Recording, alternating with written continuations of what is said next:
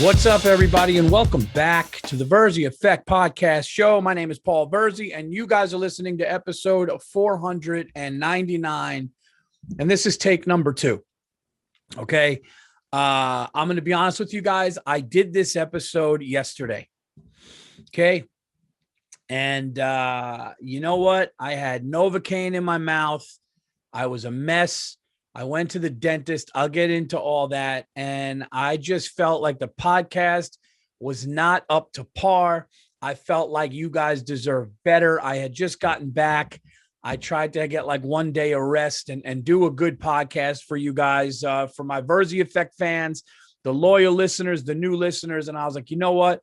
They deserve better.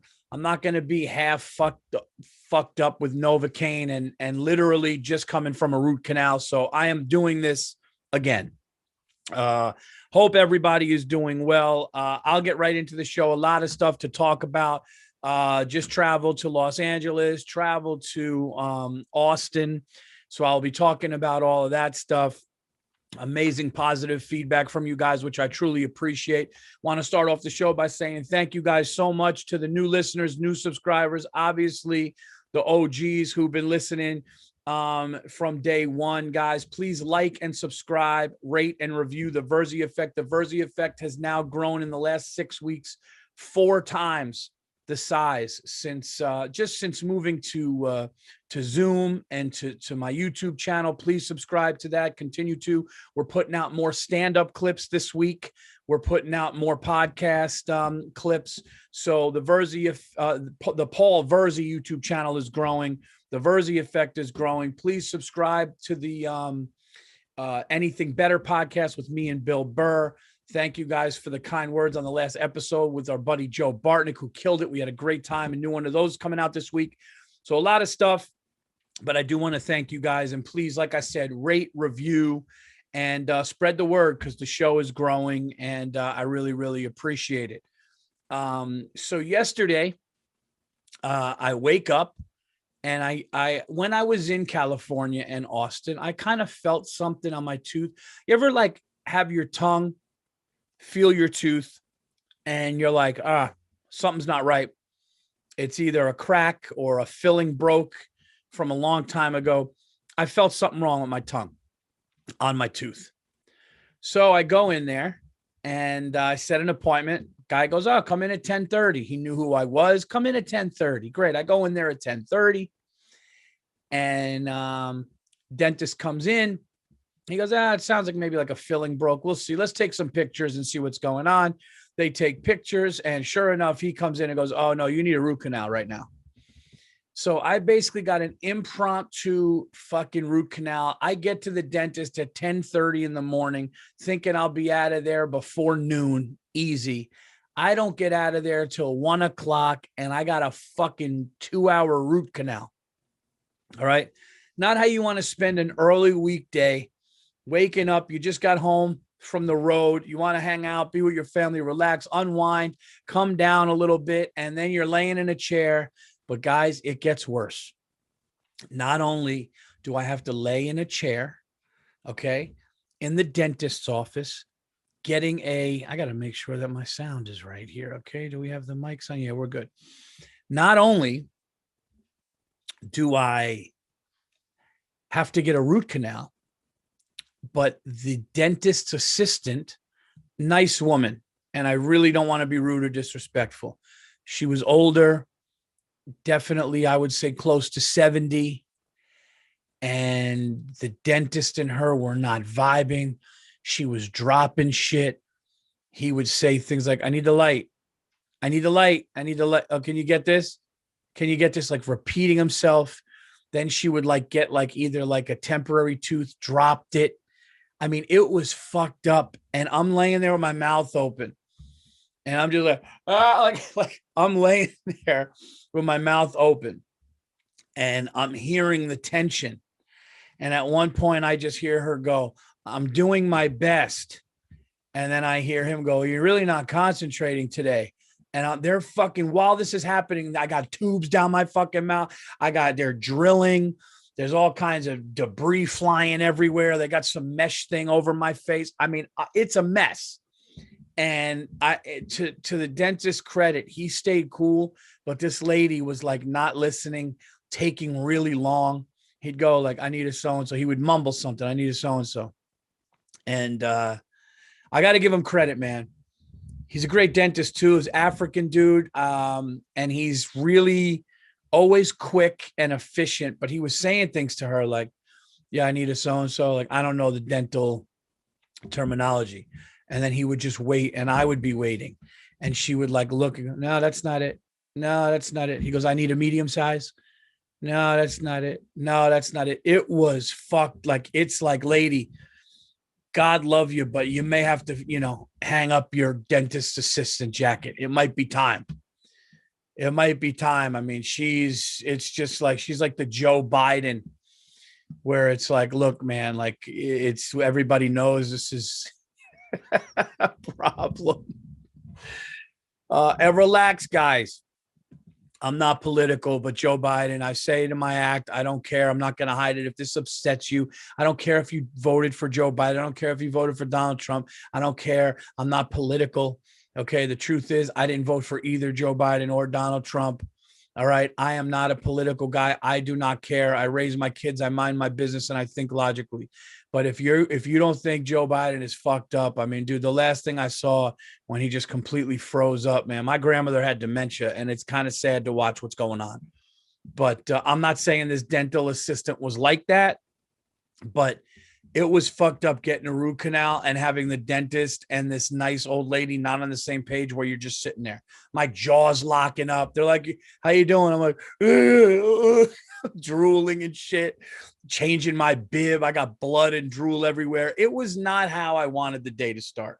So then I come home still with Novocaine on. I tried to do the Virzi effect. It was probably a decent show, but you guys deserve better. So fuck that. I'm not going to do that. So I got a temporary tooth here. They're going to put the permanent one in 3 weeks. I didn't expect it, but what can you do? It was just a root canal Tuesday. I want to thank everybody, guys, for the kind words on the podcasts I did in LA. I was in Los Angeles and I was all over California, Pasadena, then in the mornings, Santa Monica, then going to Burbank, then going here. Like, it was just driving the car to all these different places that I needed to go. And it was just a lot of, just a lot of talking, but amazing feedback. I want to thank Fighter and the Kid for having me on the show, that podcast. So many people are loving that podcast. It was great. I want to thank Ryan Sickler for having me on the Honeydew. That's coming out, I believe, in a week or two. I want to thank Adam Ray for having me on his podcast. I believe that's coming out next week or the week after. I think next week. And it was just great. I want to thank the Drinking Bros in Austin. All around great. It was just a lot of fun. And some of the people, like the Fighter and the Kid guys, I know Chappelle Lacey, but Brian and Brendan, I really didn't know other than just like you have friends of friends, and it just clicked. It was just a lot of fun. I will tell you the stressful thing that happened. In Austin. Okay. So I got to see my podcast partner and my best friend and mentor, Bill Burr. Multiple times I got to hang with Bill. I got to, just see his family and stuff. And it's, listen, man, during the pandemic, me and Bill don't work together stand-up wise anymore. I don't open for Bill anymore, but that's my mentor, man. That's my best friend. That's like a confidant. That's somebody that has really just, been family to me. And we get to do Anything Better podcast together, but it's only been through Zoom with everything that's gone on. So going out there, hanging with him, smoking a stick with him was fantastic. But here's the stressful part. The stressful part was his wife was throwing him a surprise party for his birthday. Bill has been with me on my birthday for like 3 or 4 years in a row. And as luck would have it, I go out there and it happens to be the week of his birthday. So this whole time we're getting text messages saying, hey, the dinners at this place at this time. It was very small. It was very private. There was about 4 comedian friends invited, okay, or a couple people. I didn't even know this till later. And then just very, very immediate, group of people for this. Here's the thing. When there's a surprise, the stress level, Bartnick was like, I hate when my friends have surprises. You got to lie to him. He was sick to his stomach for my 40th because he was literally lying to me over the phone. He couldn't handle it. All you want to do when you know that there's a surprise coming for somebody is not be the one to fuck it up. And I'm sure people listening to this right now are laughing because I know, and you know, that it was either you or somebody fucked up somebody's surprise. It's a hard thing to do. So I did some things with Burr. Like I said, we smoked a stick, we hung out, we did the podcast, saw his family, brought gifts. So now it looks like I can leave, and I'm leaving. So I go, all right, man, I'll see you. I'll call you when I get to Texas, blah, blah, blah. Love you, brother. Talk to you soon, blah, blah, blah. Goodbye. Say bye to the family. Now, unbeknownst, there's a party at like 7:00 that night. Or, 7 something that night. And we're supposed to be to the restaurant before they get there. I was so happy to leave and say goodbye that once I walked to the rental that I got, I was happy that I was off the hook. And the next time I was going to see my friend was going to be when we say surprise. But he even said when he finally showed up and we all said surprise, he loved it. He goes, yeah, I was thinking, man, Virzi kind of left a little cold, not the way Virzi normally would, because I'm not like that. But I wasn't going to be the guy. Hey, man, see you later. I just wanted out.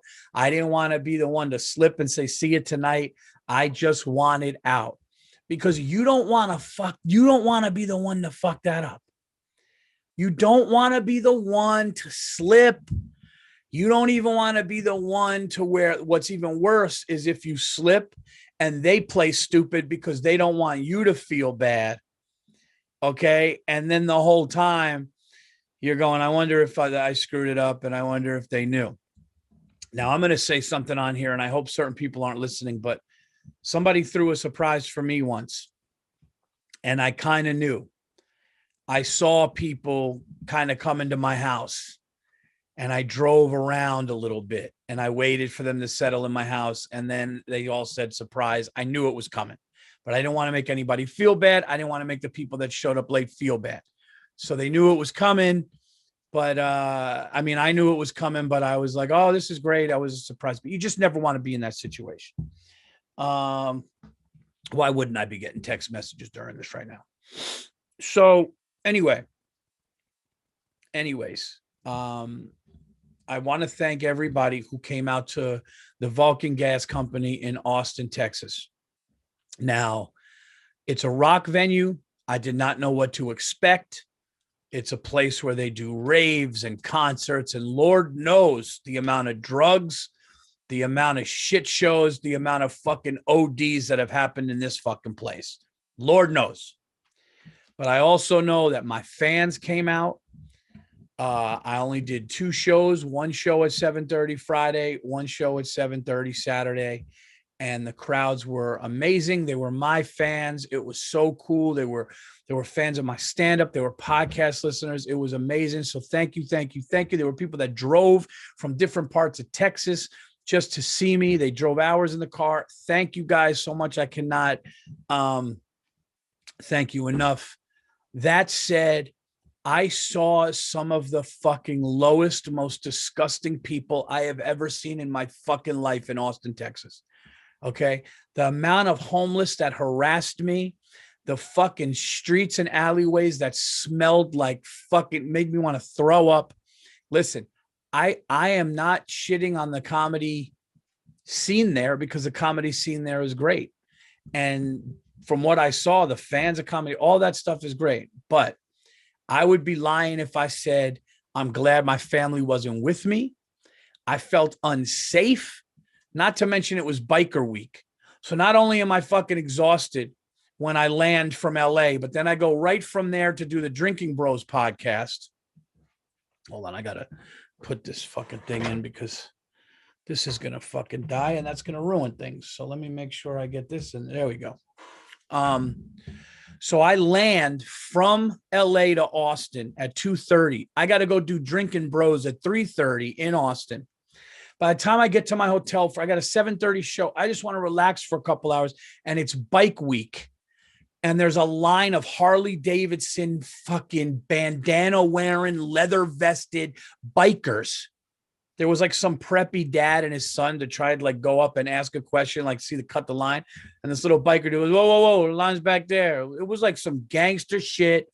It took me forever to get to my room and I'm exhausted. There's choppers all over playing the loudest music. It was funny because it was like Harley's playing like loud hip hop. There were lines of bikes, thousands of bikes. Okay. And there was a shooting. I'm sure people read in the news. I found out it was not a mass shooting. They said mass shooting in Austin, Texas. 13 people were hit. 2 were in critical condition. From what I understand, nobody died. Thank God. I hope that's still the case. But that happened 2 doors from the venue I performed at. Luckily, I was in my hotel an hour and a half, a little less than an hour and a half before the shooting. The shooting happened at like 1:24 in the morning. I think by the time I was done my show, done eating, talking to the people at the venue, got back there. I think it was like midnight or so. And the shooting happened after that. But I will tell you this. And I know other people have said it before. It did seem like a shit show. It did seem like a dump. It did seem very dirty. The homeless is like running rampant out there. I was getting harassed. I was getting like almost followed. People were hitting me up going, hey, it's shady 2 blocks away from where you're staying. Get back to your hotel. So I got to tell you, I did the South by, and I'm not trying to be disrespectful, man. I'm not trying to make anybody in Austin feel bad, but I'm telling you how I fucking felt and what I saw. And I've been to every major city in the country with the exception of maybe 1 or 2. I'm not even kidding. Okay. I was at South by Southwest performing there 5 years ago. It was a different city. It felt cool. It felt free. It felt open. The streets were incredible. Everything was great. I went this time. I wanted to get the fuck out of there. I couldn't wait to get to the airport and fly out of that fucking shithole. Great comedy fans. It was funny because people were like at the venue go, I've never seen better looking, more well-dressed audience members at this rock venue. It looked like my fans were bussed in from Greenwich, Connecticut or Westchester. Matter of fact, there were people from Westchester. But yeah, I'm not, and I know some comedians moved there. Again, I'm not being disrespectful. I'm going by what I saw. I don't give a fuck if my mother and my best friends moved there. I would go to my mother and my best friend's house and say, what the fuck are you doing here? Okay. Period. All right. Because that's the play. That's the type of place you live. If you are either buying property or you're buying venues and you have millions and millions of dollars, you do that. If you fucking just move there, you're out of your fucking mind until they clean that fucking place up. Period. Period. And I hate to say it because the fans and the venue and everybody was so amazing to me. But when people are going, hey man, maybe go this way on the way home, maybe walk this way on the, you know what I mean? There's a problem. There is, you know, it's like, and then you can't say that to, then you'd say that to certain people. And they're like, well, it's because of fucking liberals and everything. I was like, I'm not trying to get political. I don't know what it is. I don't know what it is, nor do I care what it is. All I know is it's that, and I don't like it. And I wanted to get away from it. And it smelled like shit. And I was asked for fucking money. It sucked. All right. Everything is political, man. It's like, I could say a city is looked shitty and run down and, you know, same thing. I hate to say it, but I brought my son to that Madison Square Garden, that Knicks game. And there was way more homeless and way like, I don't know what the fuck these mayors or politicians are doing, but it's like, get these fucking people in a shelter or something. Like these people who are walking the streets going to pay money and build up the fucking economy and build up the businesses there are not going to come if they're afraid they're going to be mugged. I had somebody say to me, because I did a tweet last night, and the tweet was I went in for the first time yesterday. I went into a supermarket maskless. And I swear to God, it was like, I felt like I was stealing. I'm like walking around looking side to side. And I'm going like, oh my God, are they going to notice me? I felt like I went in for a robbery, but without the mask. It was the weirdest feeling in the world to be walking around maskless, feeling like I'm stealing, and it was brutal. Yeah, so I'm in this supermarket, no mask, and yeah, it felt like I was like, I don't know, it felt like unprotected sex. It was weird. Um, and then I find out that somebody's like, yeah, I did that too, and I was in California, and like, it's only been open for a day, but they took out the COVID restrictions, and I'm walking around with no mask, and people are looking at me angry. And it's like, that's the world we live in. We live in a world right now where when the law, you know, it's like, you can't have it both ways, guys. All these people just go by what the CDC says, just go by science, just go by the rules, just go by the law. If you go by the law and the people that research and the CDC and the science of the thing, if you just go by that, people won't get, well, fine. Okay. I went by that. But then when the CDC and the science says take the mask off, you still get people giving you looks. It's like, you can't win there, because you want to know why? There's mental fucking illness, and these people are sick. These people are fucking nuts. They got nothing else going on in their lives other than to fucking go at you because you are exercising the law and your freedom to take your mask off. I mean, it's, again, political. It doesn't need to be. Why is this a left or right thing? The law says take your mask off. Somebody's going to look at you crazy, go, that's the law. It happened today. You fucking, do you want to know why? They don't even know the law. They don't even pay attention. They don't even fucking pay attention. You know what, man? I'm not even going to get into it because you're never going to win. People are crazy. Fuck everybody. How about that? Now I'm upset. I didn't want to get upset.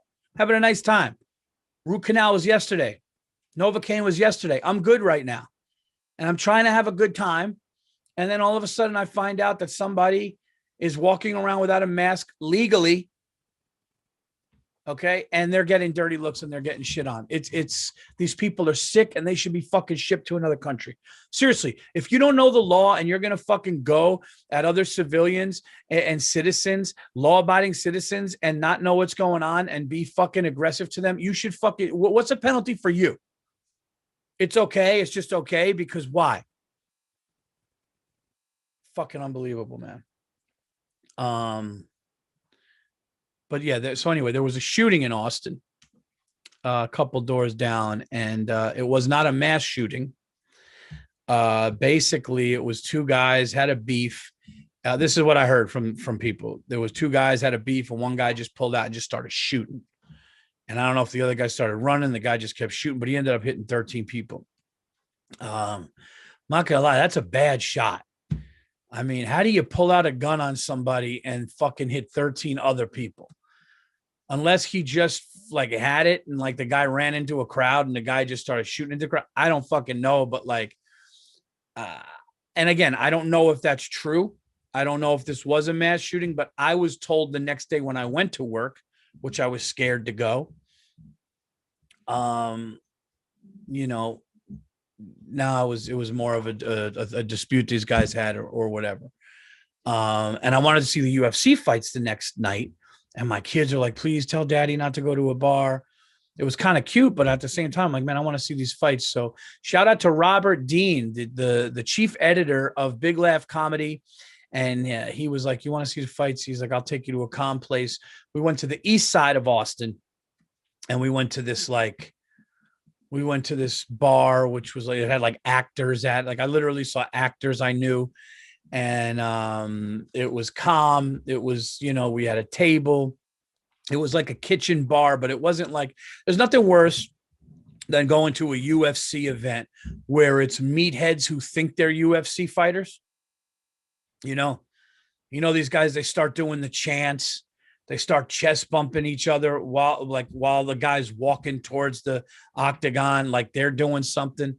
It's like a fucking fat construction worker with a Lone Star beer in his hand and a fucking tank top on. And it's like, dude, you got work in the morning. What are you doing here? You're not a UFC fighter. Okay. You would run around the octagon for 13 seconds and then turn purple and probably drop on your face. What are you doing here? Okay. So like these guys, I was at a bar in New York for a Conor McGregor fight, and I wanted to get out of there because these guys started like pushing each other, getting rowdy, started doing like chants from Ireland and European chants, and they start punching their chest and they're like screaming at the TV as if Conor McGregor or anybody in the arena could hear them. I mean, these people are out of their fucking minds, and I'm not watching a fight like that. I'll watch a UFC fight in my home with friends that I love. I'll watch a UFC fight in a quiet bar if I'm on the road. But to go to a place where guys are like screaming as at the TV, like that's nuts to me. You know, I understand clapping. I understand enjoying it. I say, oh yes, this is awesome. I get that. I'm talking about the lunatics that literally think that their best friend is in the fight or they're in the fight, and they're next to you holding a beer. It's like, dude, we just ate the same chicken sandwich here. We're at a bar. Are you nuts? Are you mentally like, are you sick? Are you a fucking lunatic? Yeah. I just like, that's the thing, man. I can't be around it. And I loved the fights. I love the fights, man. I thought that Izzy was going to lose to the Italian kid, not because he's an Italian kid, but I was actually messaging with Brendan Schaub, and we had like a friendly bet. I thought that Izzy might have a chance to lose. I didn't think it was like a definite. I was like, I think he could catch him. I think the Italian kid could catch him. I was wrong. I had Edwards beating Diaz, but I got to tell you something, man. And I never, ever thought, nor do I think now, the UFC is fixed. I don't think the UFC is fixed. I'll talk about this more with Bill on Anything Better. You know, I don't want to steal the thunder of another podcast I do, but I do want to talk about this on my show. The only thing was weird was when Diaz hit him really hard at the end, and he was like wobbly, and then he just kind of pointed at him. The only thing I could think about, and again, I don't think it was fixed, nor do I think that those two guys would do that. I don't think Dana White's that type of like guy or promoter. Like, I don't think it's that at all. I think what it was Diaz was tired, hurt. I know that he was bleeding from his eye and his head. I think he caught the guy good, but also wanted to make sure, Edwards wasn't playing possum because Diaz was tired. So I don't know if he thought, well, Edwards is going to play possum and fuck me up if I come in. Or if he was just exhausted and bleeding and pointed to buy time, pointed to buy himself time to gather himself and then see if he could get a finish, because I'm sure he was hurting too. Just goes to show what kind of champ and how fucking tough Nate Diaz is, and just how strong of a dude he is, and the will that guy has. Truly great fight. And again, guys, this is why boxing is losing. Boxing is losing so much. That's why you have Logan Paul fighting. That's why you have Jake Paul fighting. You have a retired champion in Floyd Mayweather fighting YouTube stars because boxing can't get it right. Okay. When's the last time Tyson Fury fought? Exactly. When's the last time Deontay Wilder fought? And then I know people go, oh, Paul, if you don't think there's been big boxing fights, you're not paying attention. What was bigger than fucking Jake Paul? Nothing.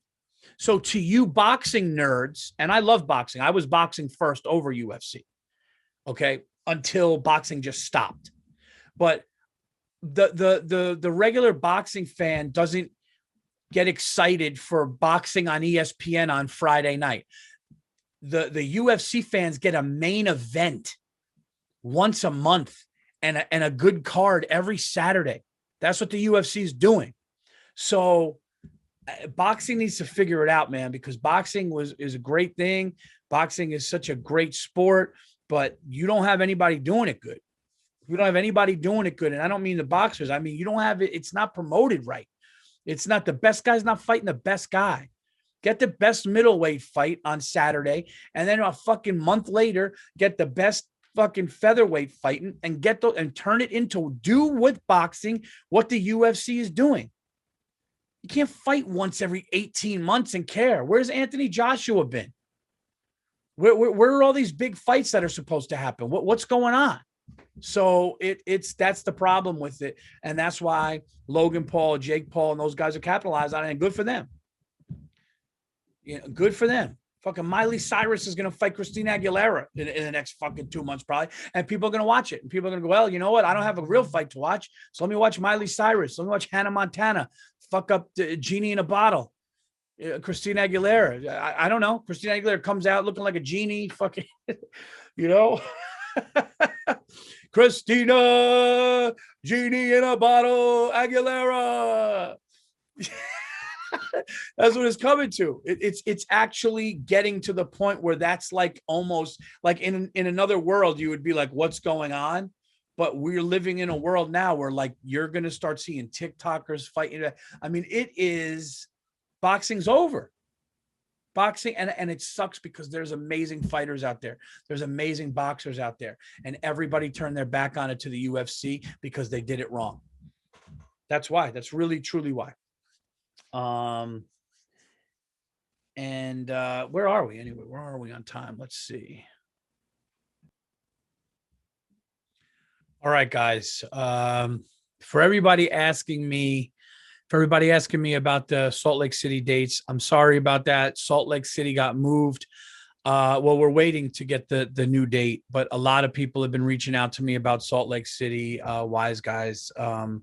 So we're on it. We're working on getting the new date. Hopefully that new date will be out soon. I will be shooting my special, which it looks like I'm going to be shooting it in September, mid-September. So hopefully a lot of dates come right before that when we gear up to finally film this hour, which have a big announcement on it. But I think I've mentioned it before. The great Pete Davidson, who you guys know from film, Saturday Night Live, he'll be making his directorial debut on my special, and it's going to be great. So we'll be doing that.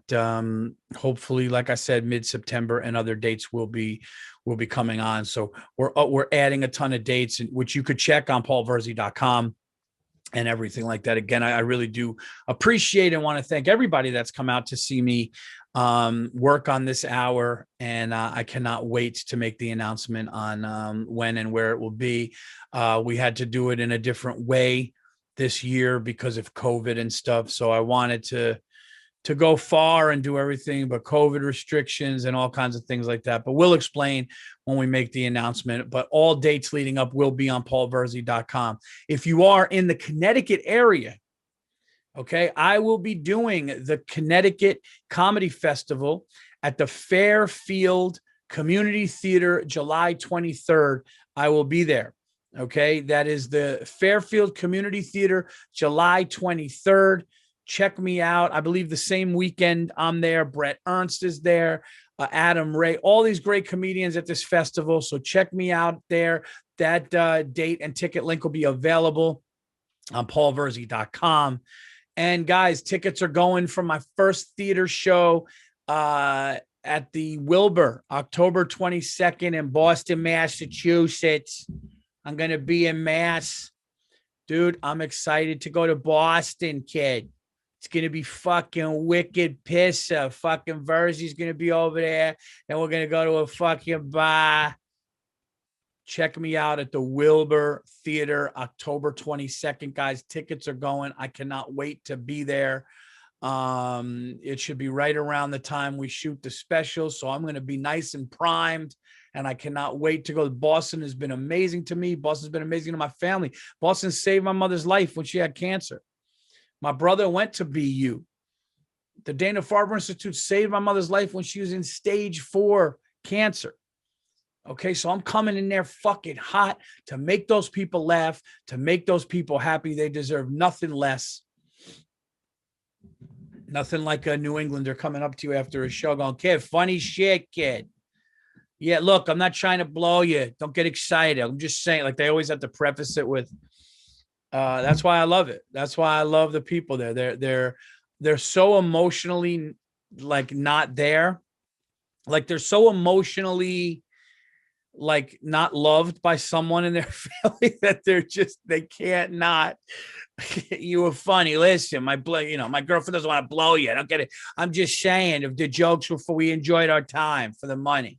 You could have went longer, but anyway, so you guys can check that out. But yeah, more dates are coming. We're working on all that stuff. And this is episode 499, which you know what that means, guys.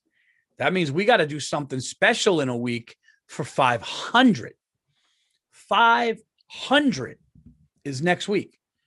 Now, I know what you're saying, Paul. I've only known about you for during the pandemic when you had, well, listen, I did the Virzi effect in a very stupid, lazy way for a while.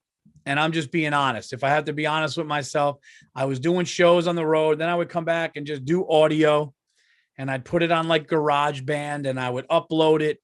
And I would say, here, All Things Comedy, here's my audio. And I was just talking to the same people, and now that we're growing and stuff like that. So like I said, this is kind of the Virzi effect 2.0. You guys can see it. You could feel it. And that's why. But I did do this for next week will be the 500th time I've talked to nobody with no feedback, talking some shit. And we're going to make it a special one. Okay. I've always had special ones on 500. We'll see what we do next week, but I really do appreciate you guys listening to my shit. I appreciate, I appreciate everything. I appreciate the numbers growing. I appreciate the YouTube thing. Please, like I said, keep subscribing to my YouTube channel, the Paul Virzi YouTube channel. Then there's a separate YouTube channel for Anything Better with me and Bill Burr. So subscribe to that. Get me on Instagram, Twitter. If you like what I'm doing, please rate, review, all that stuff. If you don't, sorry. But if you do, spread the word and we will grow together. And that's pretty much it, man. That's pretty much all I have for this week. Next week, I will do something special, and I will keep you guys updated on that. Like I said, for all dates, go to paulvirzi.com. More dates are coming. Thank you all who's come to the shows, and for all of your support. I truly appreciate it. Love you guys. And, to be honest, if it's not for you guys, I don't keep growing and people don't keep coming to the clubs and all that stuff. So really appreciate it. Until next time, I'm out of here. I will talk to you guys soon.